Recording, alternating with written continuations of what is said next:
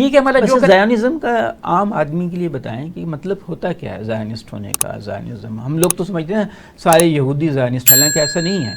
یہودی ہونا الگ چیز ہے، زائونسٹ ہونا الگ چیز ہے. آپ تھوڑا سا ہمارے سامعین کو بتائیں یہ اس کا، نہیں تھوڑا بتاتا، ایکسپلین کریں. اچھا بتا رہا ہوں. ہاں چلیں بتا دیں تو آپ کی مہربانی ہے، آپ کی میں منت کرتا ہوں.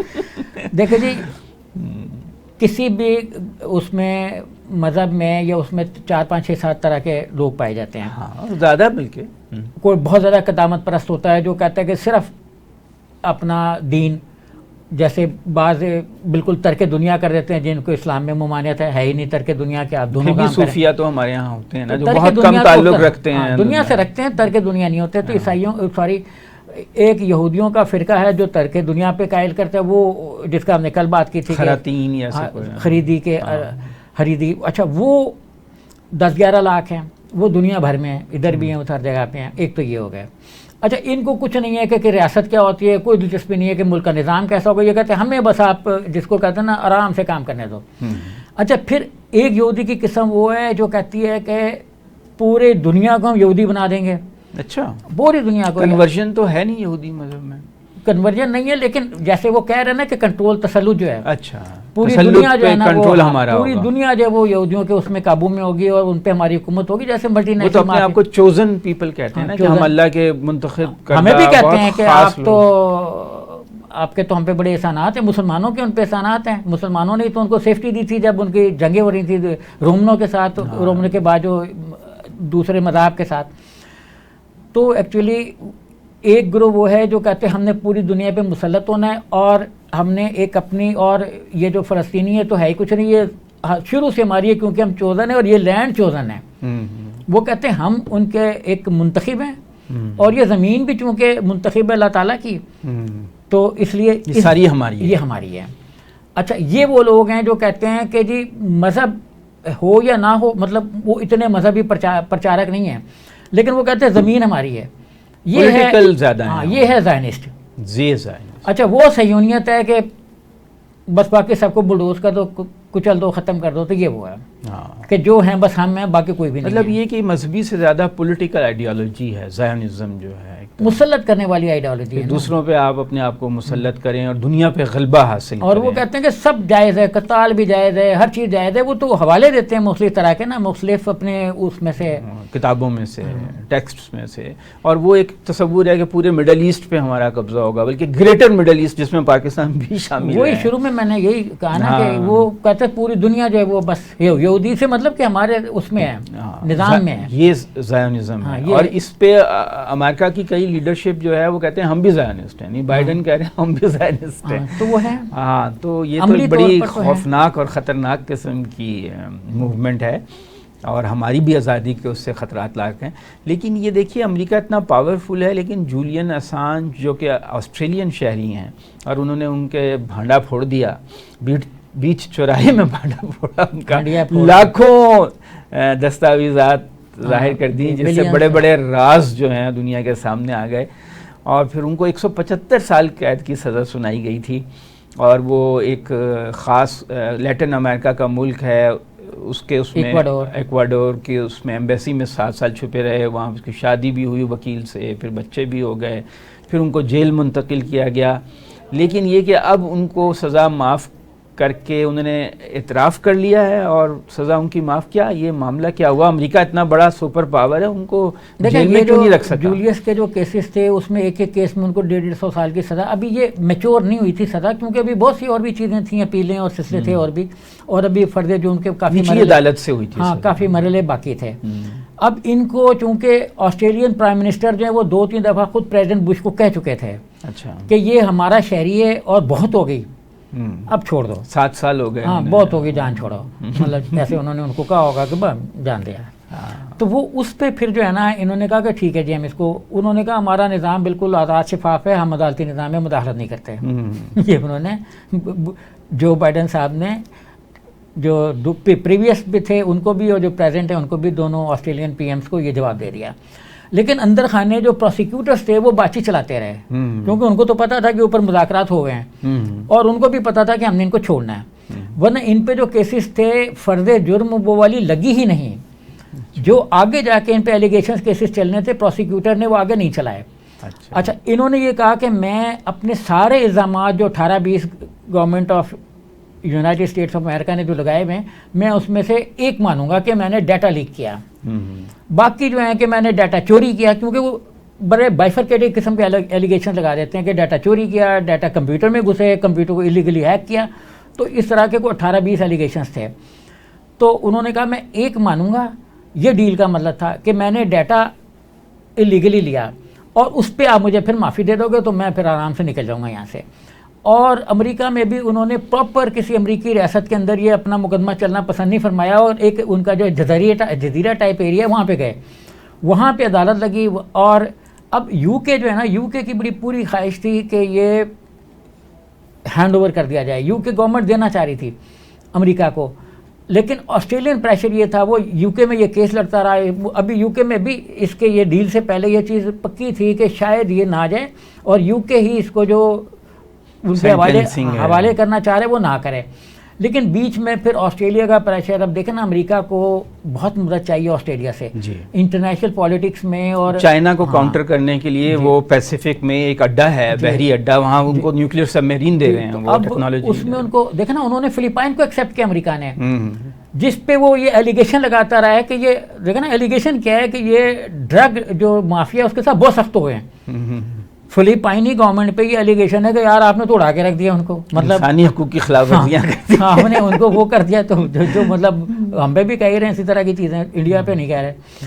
اچھا اب اس چیز پہ جو ہے نا وہ بہت زیادہ سخت تھے, لیکن بہرحال پھر اس پہ بارگین ہوا اور ایک ایلیگیشن کے بعد آسٹریلیا کے اس پہ انہوں نے ان کو چھوڑ دیا, اور امریکہ اپنی بڑے جو مفادات ہیں اس پہ وہ پرسنل اس طرح کے چھوٹے چھوٹے اس پہ کر دیتا ہے. اچھا آپ نے شروع میں بات کی کہ پاکستان, تو ہمارے ایک لیڈر کے بارے میں وکی لیک میں ہے کہ وہ وزیر اعظم بننا چاہ رہے تھے اور انہوں نے تگ و دو کی, اور اس میں ہمارے مولانا فضل الرحمان کے میں نام نہیں لینا چاہ رہا تھا, اس میں لکھا ہے, اب مطلب ہے ہم تو اسی کی بات دہرا رہے ہیں, الزام ہم تو نہیں لگا. اچھا اب اس میں ایک اور بھی سلسلہ ہے, ایک 12-15 پیجز کی ڈاکومنٹ ہے جو اس نے لیک کی, ہم نے تو چونکہ پوری نہیں پڑھی نا, اس میں ملینز کے جو اس سے ٹینس آف ملینز کے پیجز ہیں.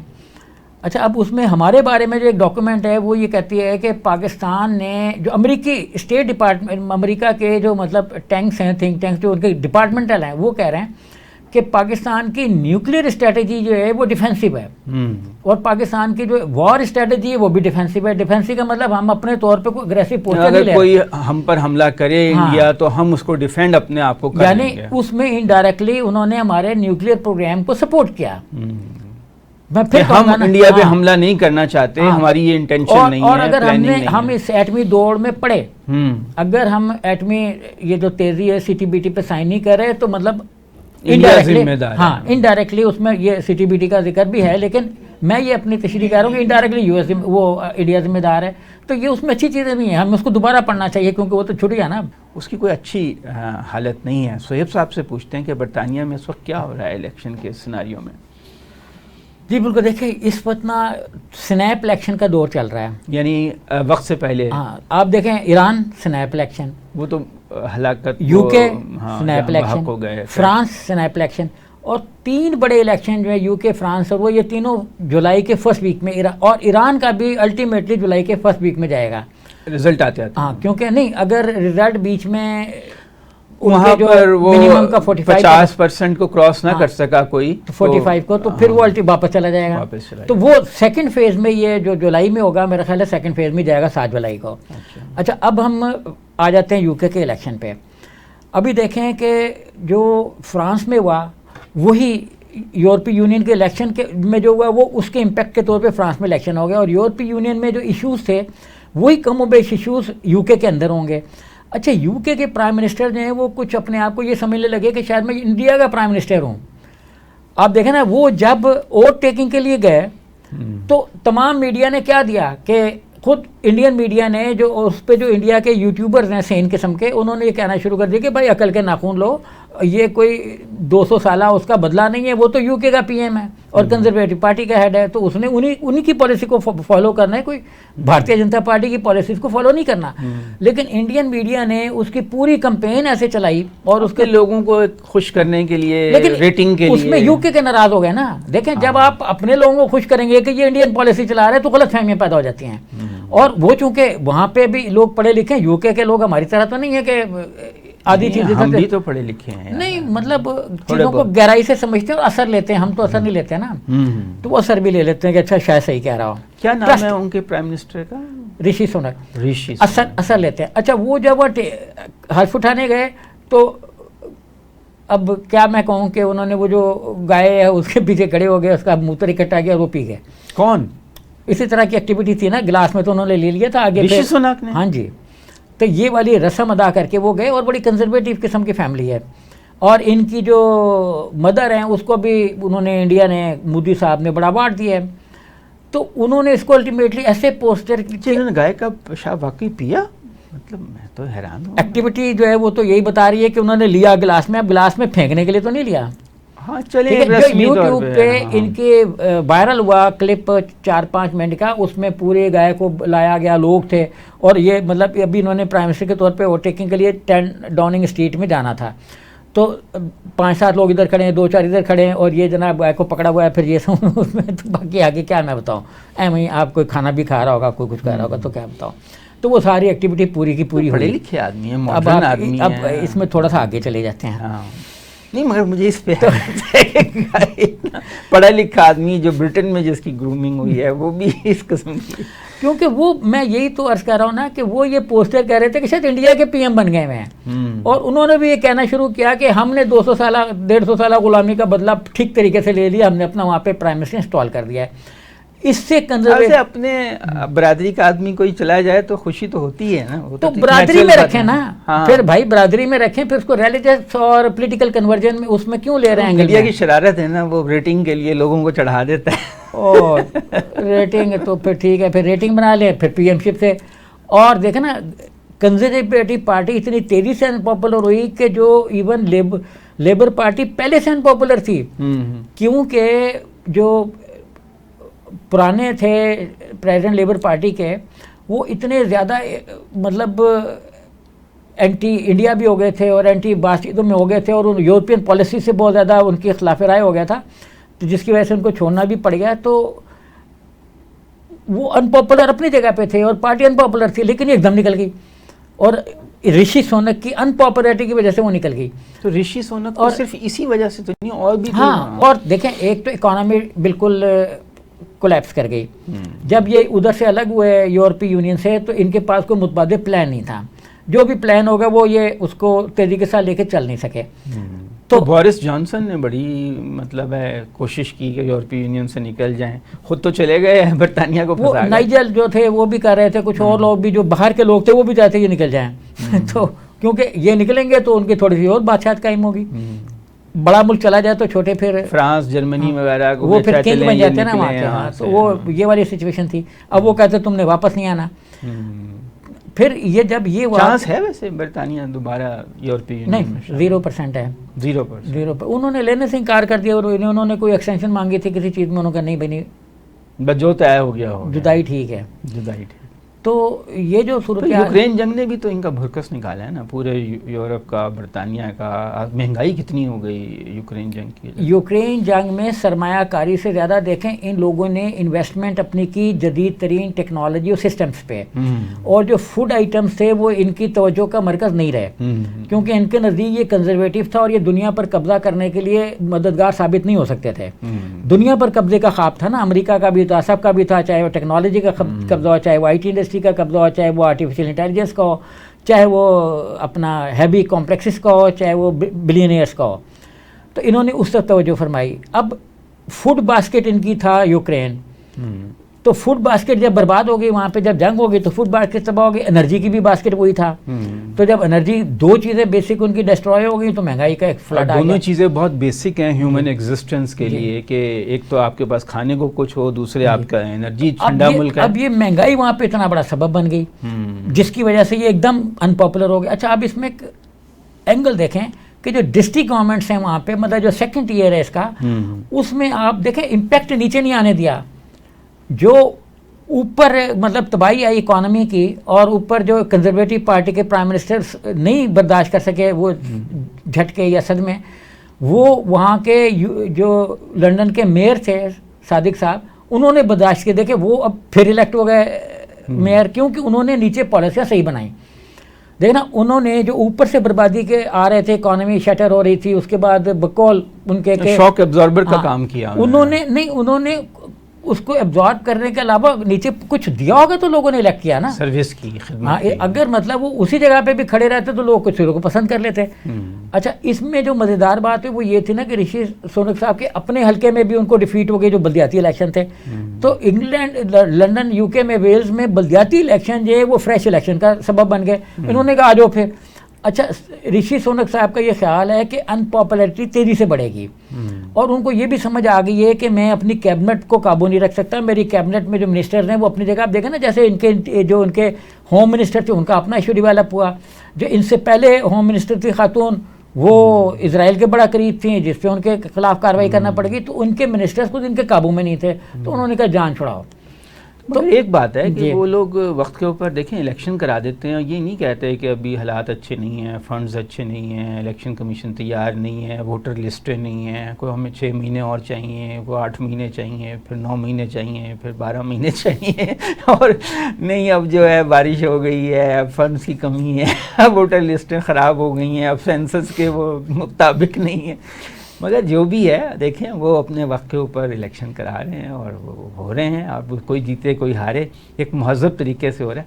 لیکن یہ کہ بہرحال اب آپ کیا سمجھ رہے ہیں کہ لیبر پارٹی جیت جائے گی یا ایک اور بھی تو پارٹی ہے, لبرل پارٹی بھی تو ہے, لبرل پارٹی, گرین پارٹی. ان کو دیکھیں ایک تو جو امیگرینٹس ہیں جو وہاں پہ اچھی خاصی تعداد میں انڈیا, پاکستان اور دوسرے بنگلہ دیش, تو یہ سارے کے سارے 53% جو انڈین امیگرینٹس ہیں وہ بھی رشی سونک کے خلاف جائیں گے کیونکہ ان کو پتہ ہے کہ ان کے رشتہ داروں کا داخلہ بند ہو جائے گا.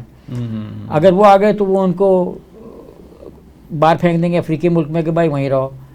تو رشی سونک نے یہ پالیسی بنائی, انہوں نے یہ کیا نا کہ وہ افریقہ میں ان کو ڈمپ کر دیں گے اور جس پہ بڑا کرٹیسزم چل رہا ہے, لیکن بعض دوسرے ملک ہیں وہ جو بھی ایلیگل امیگرینٹ آئے اسے افریقہ بھیج دیں گے سیاسی پناہ لینے کے لیے. انہوں نے بلاک دی بوٹ ایک فارمولا دیا نا کہ جو بوٹ کشتیوں میں جا رہے ہیں نا یہ لوگ سمندری راستے, کہیں لیبیا سے, کہیں ادھر سے یونان سے, کوئی ادھر قبرص سے, تو وہ کہتے ہیں کہ بلاک دی بوٹس کے بوٹوں کو کہیں روک دو جہاں سے بھی آ رہے ہیں. نہیں اب ہمارے جو سیاستدان جا کے پناہ لے لیتے تھے لنڈن وغیرہ میں اور بہت سے سیاسی کارکن, اب وہ انہیں بھی افریقہ بھیج دیا کریں گے. دیکھیں امریکہ پہلے تو سیاسی پناہ دیتا ہے, نہیں امریکہ نہیں, نہیں یہ ممالک سارے پھر چیختے ہیں کہ انہوں نے گڑبڑ کر دی. ہم نے کہا تھا کہ سیاسی پناہ دو, کوئی میرے سے خط لیا تھا انہوں نے, کوئی آپ سے لیا تھا, بھائی خود پناہ دے خود نمٹو. تو بہرحال نا جو اور جتنے بھی دیکھیں آپ امریکہ کے اندر یا ایون یورپ میں جتنی بھی ایکٹیویٹیز ہوئیں وہ بائی برتھ جو وہاں کے تھے, ٹھیک ہے, جب کوئی ایکٹیویٹی ہوتی ہے تو ان کو یاد آ جاتا ہے یہ تو پاکستانی نژاد ہے, یہ تو فلانا نژاد ہے, پھر ان کو نژاد یاد آ جاتا ہے. جب کوئی نیک کام کرتے تو کہتے ہیں یہ تو برٹش اپنا بندہ ہے, یہ تو امریکی نے یہ کر دیا, ورنہ پھر اس کے ساری 100 سال پرانی ہسٹری یاد آ جاتی ہے. تو دیکھیں پیریڈ ایک بڑا دلچسپ آیا, حالانکہ وہ بڑا افسوسناک تھا, لیکن اکانومی کے لحاظ سے جو لوگ اس وقت حکمران سے ان کو بڑا فائدہ ہو گیا, وہ تھا کرونا کا پیریڈ. آپ دیکھیں ٹرمپ نے جب کرونا میں پیسے دیے تو لوگوں کو گھر بیٹھے پیسے مل گئے, سب جیسے ہم جیسے جو امریکی ہوں گے ان کو بھی مل گئے, سب کو پیسے مل گئے. تو اس وقت ایک بہت بڑا پورشن ہے جو کہتے ہیں کہ ٹرمپ کے دور میں پیسہ بڑا آیا تھا, دیکھیں ہم تو بڑے خوشحال ہو گئے کیونکہ پیسہ ایسے کیا نا ہے, تو ان کو بھی چلا گیا جو ان نیچرلی ان ایمپلائڈ تھے, نہیں کرنا چاہتے جاب, جیسے ہمارے یہاں بھی لوگ نہیں کرنا چاہتے, تو ان کو بھی مل گیا. اچھا ہمارے یہاں بھی مل گیا. آپ دیکھیں نا کہ اس سمجھ رہا ہوں آپ کا اشارہ کس طرف ہے. تو اچھا اسی طرح اچھا جینونلی آپ جو اپنا یہ جسنڈا کا جو ملک تھا وہ بھی ایک دم پاپولر ہوگی کیونکہ انہوں نے بڑا اچھا چلایا. نیوزی لینڈ نے انہوں نے بہت اچھا, انہوں نے تو خیر اچھی انسانی بنیادوں پہ. اچھا اور بھی بہت سے ملک تھے. تو جو ملک اس وقت قابو نہیں کر سکے نا اپنے لوگوں کو, آپ ہمارے ہمسائے میں نریندر مودی جو انہوں نے تو بہت ہی کام خراب کیا, انڈیا میں تو حالات بہت ہی خراب. تو بربادی کی وجہ کورونا بنی وہاں پہ. تو کورونا کے جو امپیکٹ تھے وہ کئی ملکوں میں اس پہ اثرات اس کے مرتب ہوئے. فرانس میں بھی یہی تھا, نہیں فرینچ پریزیڈنٹ سنبھال سکے اس کو, نہیں وہ لوگوں کو وہ فیسلٹی دے سکے جو جیسے انڈیا نے دی, یا ایون ٹرمپ جیسے ایک ٹرمپ نے ویسے واقعی وہاں لوگوں کو بڑا پیسہ دیا. پیسہ دیا. اور پرابلم یہ ہوئی کہ جہاں پہ اپنا ڈیموکریٹ بسیدار تھے وہاں پہ پرابلم آ گئی. انہوں نے مطلب ماسک کو کنٹرول نہیں کیا, ان کی قیمتوں کو کنٹرول نہیں کیا, انہوں نے کرونا کا تو انہوں نے کہا ہی نہیں شروع میں, تو مطلب اس طرح سے انہوں نے اس کو اون نہیں لیا اس کے, تو وہاں پہ پرابلم آ گیا. یہ بھی مطلب یہ کہ اب برطانیہ کے جو الیکشن ہونے جا رہے ہیں اس میں ناظرین لگتا یہی ہے کہ جو قدامت پسند پارٹی ہے وہ بہت بری طرح شکست سے دوچار ہوگی, اور لیبر پارٹی, حالانکہ اب لیبر پارٹی وہ پرانے زمانے والی لیبر پارٹی نہیں رہی ہے جو سوشلسٹ ہوتی تھی اور بڑی بائیں بازو کی پارٹی ہوتی تھی. انہوں نے اپنا جو ایجنڈا ہے, منشور ہے, بہت سینٹرسٹ کر لیا ہے. لیکن بہرحال لوگوں کو پھر بھی ان سے توقعات ہیں کہ یہ ان کی نسبت بہتر ہوں گے لوگوں کو فیسلٹیز دینے میں. ہمارے ہمسائے میں بھی تو الیکشن, آج تو الیکشنوں کی بات ہو رہی ہے بس, ٹرمپ, بائیڈن, برطانیہ, اور اب ہم آ گئے ایران. ایران میں ناظرین جو ایک سپریم کونسل ہے جو وہاں کے علماء پہ مبنی ہوتی ہے, اور وہاں کے وہ فیصلہ کرتی ہے کہ کون الیکشن لڑ سکتا ہے اور کون نہیں لڑ سکتا. تو 6 امیدواروں کو شارٹ لسٹ کیا تھا کہ یہ الیکشن لڑ سکتے ہیں. جن کو اجازت نہیں ملی تھی ان میں ایک سابق صدر احمدی نژاد بھی تھے, اور ایک ان کے سابق اسپیکر علی لاری جانی بھی تھے, اور جو 6 لوگ تھے ان میں سے 2 لوگ تو کل جو ہیں وہ دستبردار وڈرا کر گئے ہیں. ان کی کوئی اتنی خاص پاپولیرٹی نہیں تھی, اور پھر وہ چاہتے ہیں کہ ہمارے وڈرا کرنے سے جو قدامت پسند امیدوار ہیں باقر کالیباف ان کو فائدہ پہنچے. اور مقابلہ جو ہے باقر کالیباف اور وہ ریولیوشنری گارڈ جو ان کے پاسداران انقلاب کے سربراہ رہ چکے ہیں, اس کے علاوہ ایک وہاں پر سعید جلیلی صاحب ہیں جو نیگوشیٹر رہے ہیں سفارتکار کے طور پر, وہ یہ 2 قدامت پسند بڑے امیدوار ہیں. اور تیسرے وہاں پہ ایک ماڈریٹ معتدل مزاج اصلاح پسند سمجھے جاتے ہیں سعید, ان کے کہتے ہیں ان کا اور باقر کالیباف کا نیک اینڈ نیک مقابلہ ہے, بالکل یعنی ٹکر کا مقابلہ ہے. ڈپینڈ اس بات پہ کرے گا کہ جو ایران کے عام لوگ ہیں وہ کتنا ووٹ ڈالنے کے لیے نکلتے ہیں, کیونکہ وہاں کے جو معتدل لوگ ہیں یا اصلاح پسند لوگ ہیں جو چاہتے ہیں کہ قدامت پسند علماء سے جان چھوٹ جائے اور ہم جو ہیں ایک ویسٹرنائزڈ کسی حد تک ایک ڈیموکریسی اور ایک کم جس پہ غلبہ ہو علماء کا ایسی جمہوریت بن جائیں, وہ پسند نہیں کرتے. وہ کہتے ہیں کہ اس نظام میں رہتے ہوئے تو ہمیں کچھ فائدہ ہی نہیں ہے ووٹ ڈالنے کا. تو روز بروز جب بھی الیکشن ہوتے ہیں ووٹر ٹرن آؤٹ کم ہوتا جا رہا ہے, جو کہ ایک پریشانی کی بات بھی ہے ان کے لیے. اسی لیے وہاں پہ اصلاح پسند جو امیدوار ہیں سعید صاحب, ان کو اجازت دی گئی ہے کہ وہ الیکشن لڑیں تاکہ لوگ ان کی وجہ سے زیادہ ووٹ ڈالیں. اب اگر تو وہ لوگ زیادہ باہر نکل آئے جو وہاں کی اپر مڈل کلاس ہے, جو نسبتاً تعلیم یافتہ زیادہ طبقات ہیں, وہ قدامت پسند علماء کے خلاف سمجھے جاتے ہیں, خاص طور سے نارتھ ایران کے لوگ جو ہیں. جبکہ جو کم آمدن والے لوگ ہیں اور دیہاتوں کے لوگ ہیں ان کا رجحان قدامت پسندی کی جانب زیادہ. ایک موٹی سی بات ہے, ہم ایران سے دور بیٹھے ہیں, صرف موٹے موٹے رجحانات ہی آپ کو بتا سکتے ہیں. تو اب دیکھنا ہوگا کہ ٹرن آؤٹ کتنا ہے. سہیب صاحب آپ بتا رہے تھے کہ شاید وہاں پر ایک رن آف الیکشن بھی ہوتا ہے, شاید اس مرحلے میں آج کی ووٹنگ سے فائنل فیصلہ نہ ہو سکے. یہ دیکھیے 80 کے قریب لوگ آئے تھے میدان میں, جن میں سے صرف 8 کو پرمیشن 6 کو پرمیشن ملی کہ آپ میدان میں اتریں, جن میں سے 2 بعد میں اتر کے پھر زیادہ نیچے اتر گئے. اچھا, اب باقی رہ گئے میدان میں 4, اور ان میں وہ سارے دیکھیں ایران میں جن لوگوں کی منظوری ہوتی ہے وہ پالیسی کو کوئی بنیادی تبدیلیاں نہیں لاتے. آپ دیکھ لیں کہ جتنے بھی آئے ہیں امام خمینی کے بعد سے ایران کی کیا پالیسی میں کوئی میجر چینج آیا؟ بڑا شفٹ آیا؟ بڑا شفٹ نہیں آیا, لیکن تھوڑا بہت جیسے حسن روحانی ایک ایسے تھوڑا موڑا تو ہو سکتا ہے وہ تو, لیکن میجر شفٹ جو انٹرنیشنل پالیسی ہے, کوئی اسرائیل کی ریلیٹڈ پالیسی ہے, کوئی مڈل ایسٹ کے ریلیٹڈ ایشوز ہیں, وہ اسی طریقے سے رہیں گے جیسے ہیں. تو ان میں مطلب کوئی میجر شفٹ کا امکان نہیں ہے, چاہے وہ اصلاح پسند ہو چاہے وہ کنزرویٹو ہو, کیونکہ ان کا جو اصلاح پسند ہے وہ بھی 80-90% کنزرویٹو ہی ہوتا ہے. تو اس لیے کوئی میجر شفٹ کا تو مجھے وہاں پہ کوئی چانس نظر نہیں آ رہا کہ وہ کوئی بڑی تبدیلی وہاں پہ ایران میں آئے گی. اور اسی لیے اچھا جو ووٹنگ کا ہے, جو ان کے اس وقت روحانی پیشوا ہیں, انہوں نے یہ کہا ہے کہ ووٹ ڈالنا بڑا ضروری ہے, ووٹ سے اوائڈ کرنا جو ہے وہ غلط ہے, اور ووٹ کو اس طرح سے دینا کہ وہ ملک کے استحکام کی ضمانت ہو، صحیح لوگوں کو دینا، یہ مطلب ایک اصل فریضہ ہے. میں سمجھتا ہوں کہ جو اس وقت ان کے روحانی قائد ہیں وہ یہ چاہتے ہیں کہ ایران میں کوئی صحیح قسم کی لیڈرشپ آئے. اب چار لوگ جو ان میں جو صحیح ہوگا اس کو ووٹ پڑے، وہ چاہتے ہیں کہ زیادہ سے زیادہ ووٹنگ ہو تاکہ جو آگے کا 7 جولائی کا اپنا رن آف الیکشن وہاں پہ جانے کا وہ نہ ہو اور لیڈرشپ ابھی مل جائے. تو اس لیے میرا خیال ہے کہ جو ووٹ ہے وہ اتنے نہیں کوئی لے سکے گا، اتنے کاسٹ نہیں ہوں گے.